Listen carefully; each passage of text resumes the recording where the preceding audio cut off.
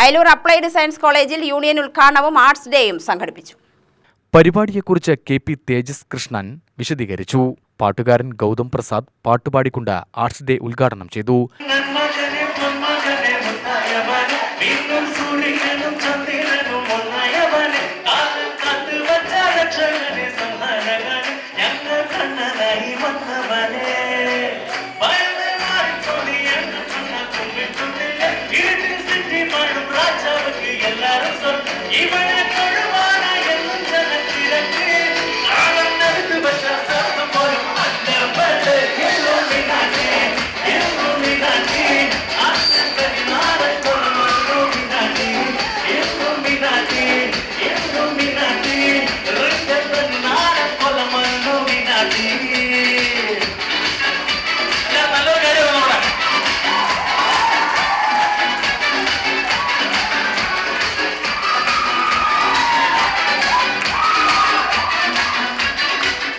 K. Babu MLA college union ഉദ്ഘാടനം ചെയ്തു.